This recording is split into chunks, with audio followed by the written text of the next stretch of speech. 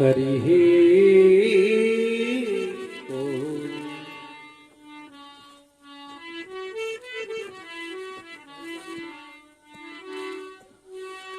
श्रीगंगातरंग रमणीय जटाकलापम् गौरी निरंतर विभूषित वाम भागम नारायण प्रिय मनंगमदापहारम वाराणसी पुरपतिं भजे विश्वनाथम। अब आइए थोड़ी सी भगवत चर्चा हो जाए। नैमिषे सूतमासीनम् अभिवाद्य महामतिम् कथामृतरसास्वादः कुशला सौनको ब्रवीत्। नैमिषे सूतमासीनम्, सूतम नैमिषे आसीनम। श्री सूत जी महाराज नैमिषारण्य तीर्थ की परम पवित्र व्यास पीठ पर विराजमान थे। अभिवाद्य महामतिम, तम महामतिम अभिवाद्य, उन परम बुद्धिमान श्री सूत जी का अभिवादन करके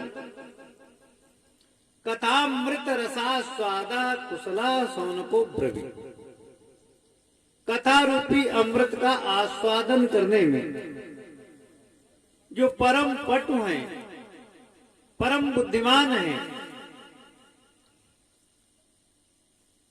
ऐसे सौनक जी महाराज ने सूत जी से प्रश्न किया। सौनक जी महाराज क्षत्रिय राजा है, और राजा ही नहीं राजर्षि है। देखो राजर्षि पद में द्वंद्व समास है, ध्यान देना। आजकल हम लोग ऐसा मान लेते हैं, जो लग्जरी गाड़ियों में घूमते हैं उन महात्माओं को ही हम मान लेते हैं कि ये राजर्षि, पर राजर्षि पद में द्वंद्व समास है। राजश्च ऋषिश्च इति राजर्षि, जो राजा होकर के ऋषि का जीवन जिए उसे राजर्षि कहते हैं। सारी भोग सामग्रियां हों और उन सारी भोग सामग्रियों के रहते हुए भी भजन करे भगवान का, उनकी ओर मत न देखे, वह राजर्षि होता है। जैसे श्री भरत जी, परीक्षित जी, क्या कमी थी, लेकिन उस परम ब्रह्म की प्राप्ति के लिए राज्य छोड़ दिया। गोस्वामी जी लिखते उसी की प्राप्ति के लिए लोग राज्य छोड़ते हैं। बोले कर ही जोग जोगी जही लागी, करहि जोग जोगी लागी, करहि जोग जोगी जही लागी, करहि जोग जोगी लागी, करहि जोग जोगी जही लागी, करहि जोग जोगी लागी, गोपराज तजी मोहि विरागी, गोपराज तजी मोहि विरागी, गोपराज तजी मोहि विरागी।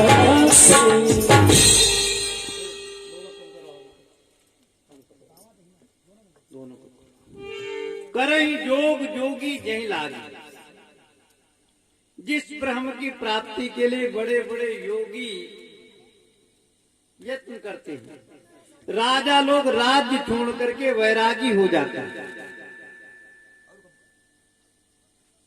उसी ब्रह्म की प्राप्ति के लिए ग्रामात् वनम क्षितिभुजोऽप्ययुर्यदर्था। सौनक जी महाराज व्यासपीठ पर विराजमान सूत जी से कहते हैं, महाराज ये बड़ा खराब समय आ गया, घोर कलयुग आ गया है। और ये जबकि बात तो ये 5000 वर्ष से ऊपर की चर्चा है, अब का मामला होता तो क्या बताते। सूत जी से सौनक जी कहते हैं, यह घोरे कला प्रायो जीव चासुरतांगता क्लेशाक्रांतस्य तस्यैव शोधने किं परायणम्। ये घोरे कलो प्रायो, इस घोर कलिकाल में प्राय सभी व्यक्ति असुर भाव को प्राप्त हो।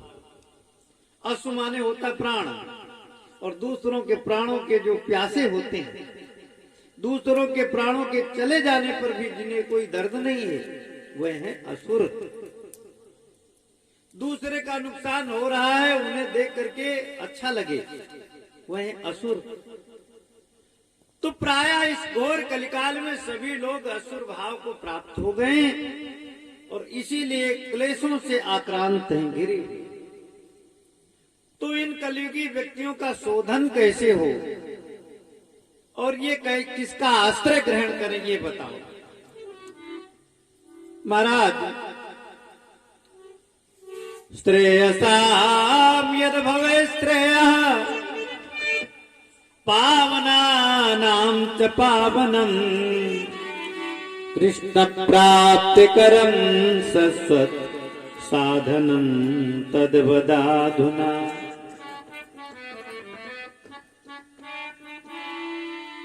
श्रेयसाम यद भवे श्रेय, श्रेय माने होता कल्याण। श्रेयसाम यद भवेत श्रेय, यत माने जो, श्रेय माने कल्याण।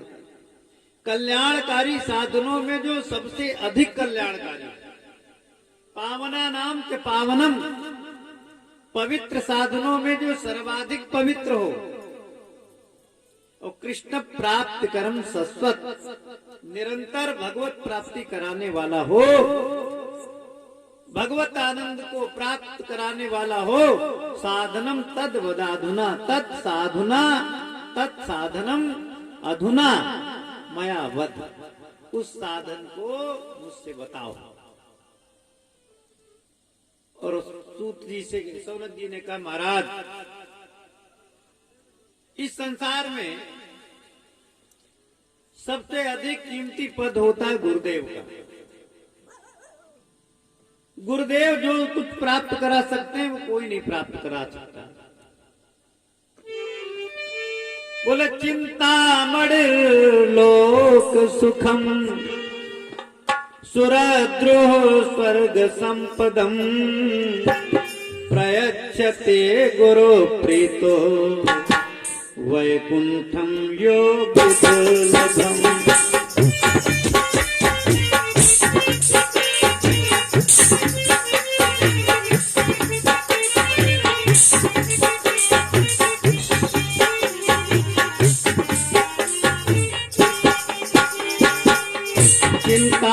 चिंतामणिर्लोक सुखम सुरद्रुः स्वर्ग संपदम प्रयच्छते गुरु प्रीतो वैकुंठम योग दुर्लभम।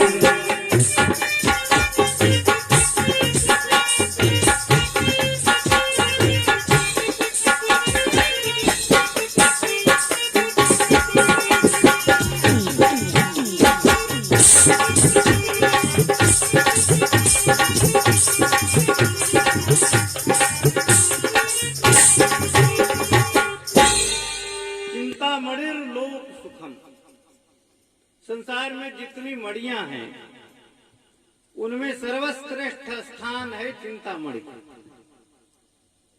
सूर्यकांत मणि होती है, सूर्य को देख करके पिघल जाता है।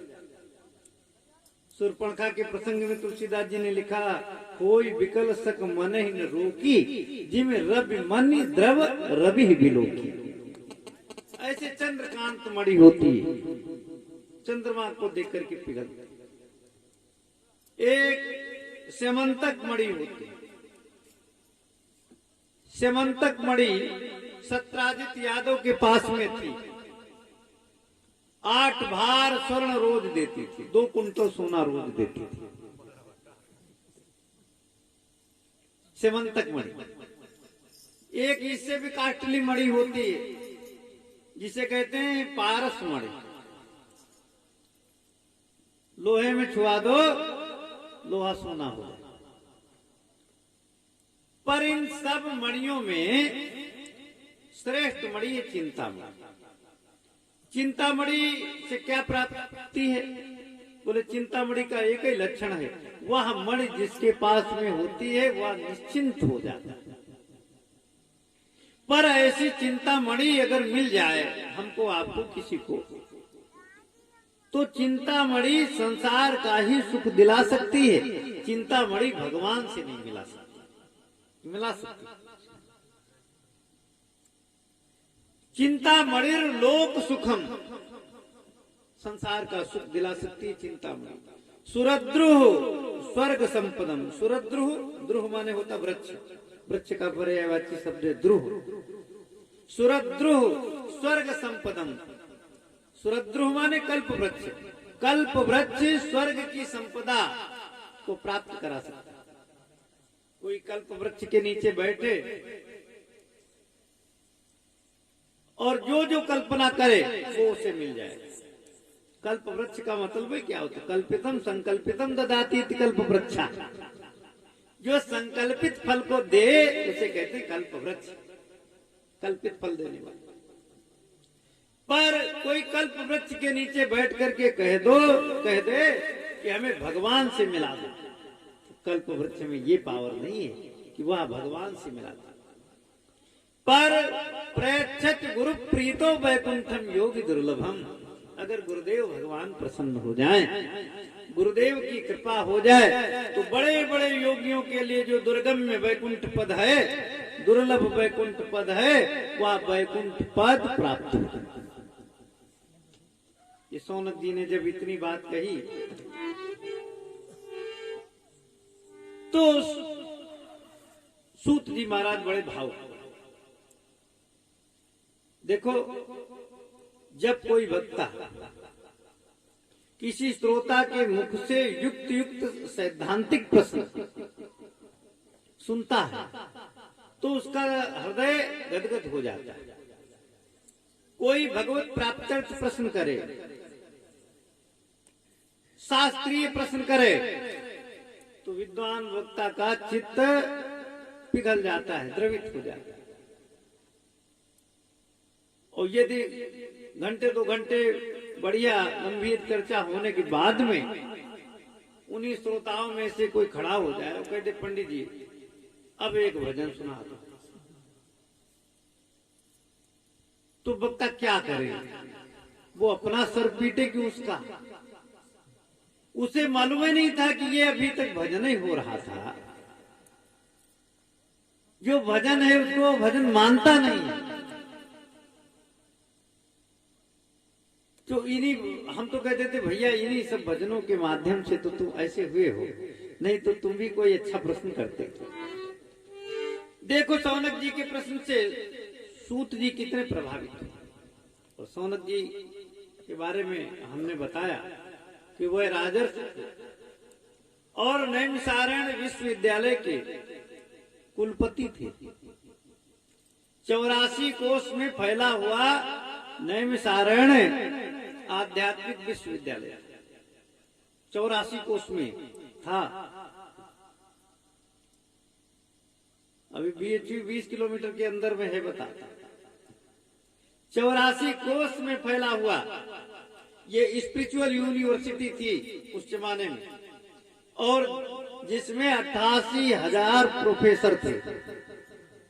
जो 88,000 ऋषि थे, ये 88,000 प्रोफेसर थे जो अध्यात्म विद्या का ज्ञान पूरे संसार को देते थे। एतद् देश प्रसूतस्य सकाशा दग्र जन्मना स्वम स्वम चरित्रम शिक्षेरन पृथिव्याः सर्वमानवा। सूत जी से सौनक जी ने जब प्रश्न किया तो सूत जी कहते हैं, प्रीति सौनक चित्ते ते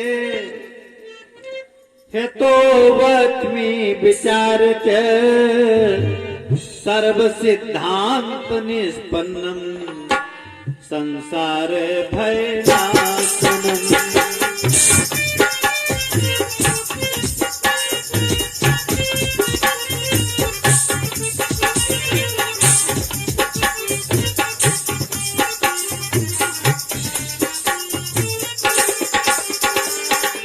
प्रीति सौनक जीते ते हेतो वच्मि विचार च सर्व सिद्धांत निष्पन्नम संसार भयनाशनम। काल ज्ञान मुख ग्रास त्रास निर्णास हेतवे श्रीमद्भागवतम शास्त्रम कलौ तीरेण भाषितम्।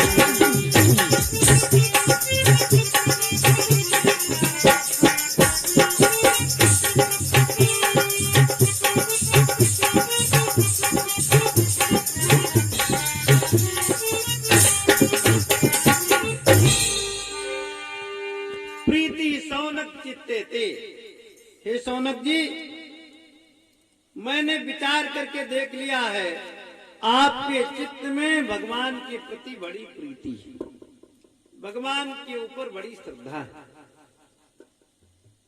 इसीलिए सर्व सिद्धांत निष्पन्नम संसार भयनाश, सारे सिद्धांतों का निचोड़ हम आपको सुनाएंगे जो संसार भय को नष्ट करने वाला है। सबसे बड़ा भय कौन है संसार में? चोरों का भय, पुलिस का भय, आर्थिक तंगी, दुश्मनों का भय, ये सब सामान्य भय है। एक ही भय है संसार में सबसे बड़ा, मृत्यु का भय। इसको बोलते हैं संसार भय। और संसार में दो बातें, जन्म और मरण। तो भव भय का अर्थ हुआ जन्म मरण। और इसीलिए तो तुलसीदास जी राम जी से निवेदन करते हैं विनय पत्रिका में, महाराज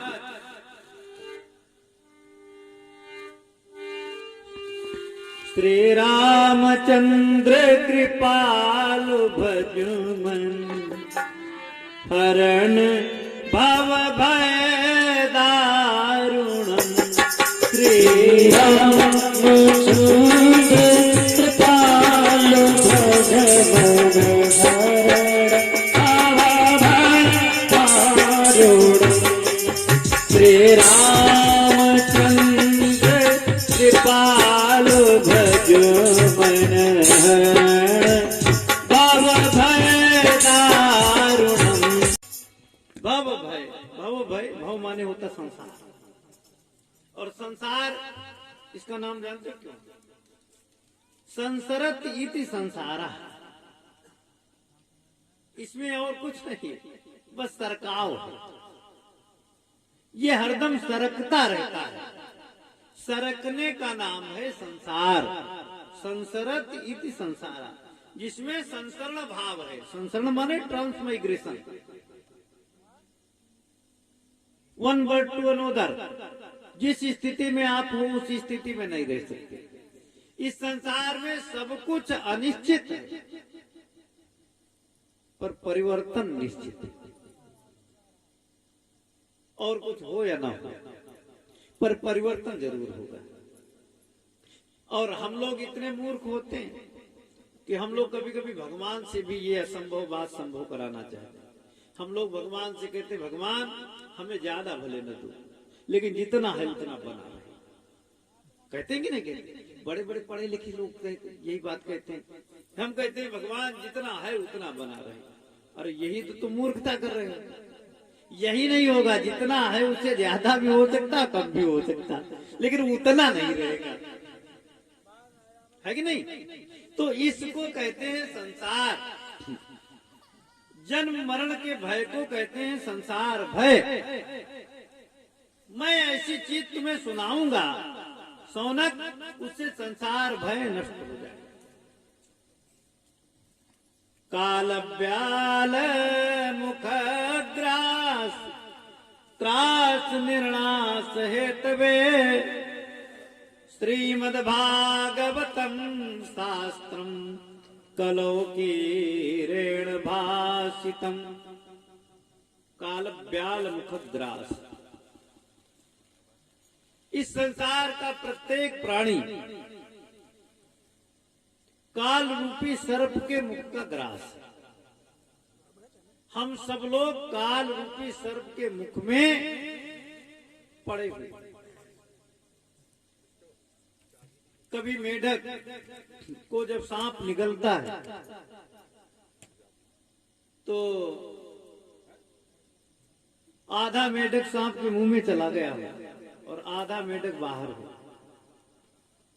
बताओ, मेढक के जीवन में उससे बुरा दिन आएगा कोई?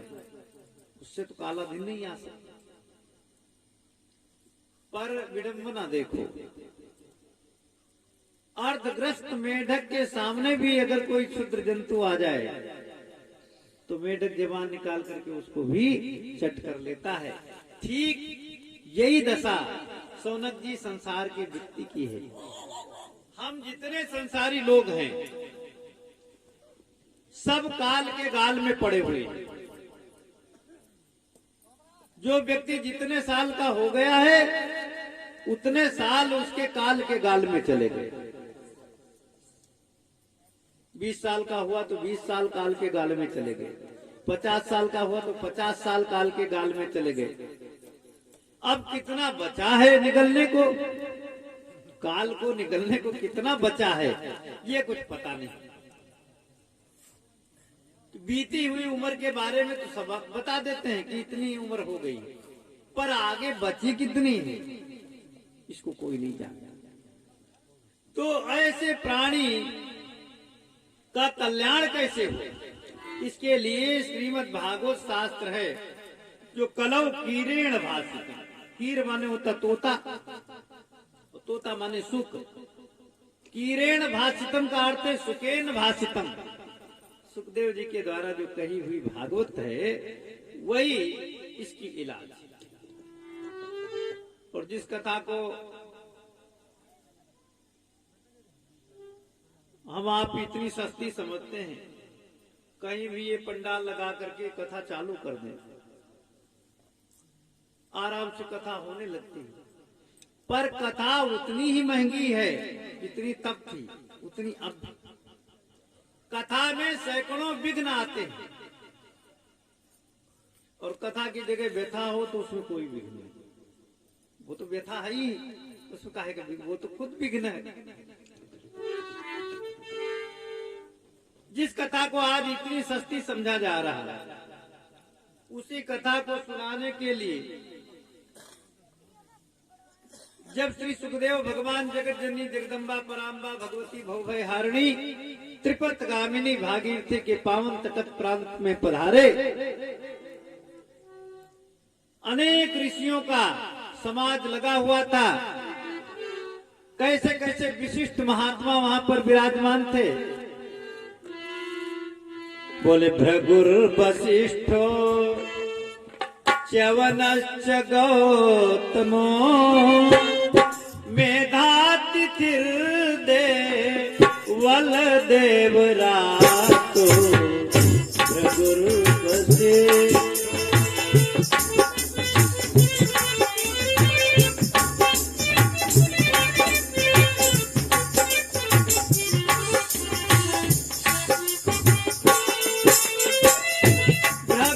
वशिष्ठो च्यवनश्च गौतमो मेधातिथिर्दे वल देवरातो राम कथा गा दिशु तच्च साकुलो मृकंड पोता त्रिज पिप्पलाद गुरु वशिष्ठ।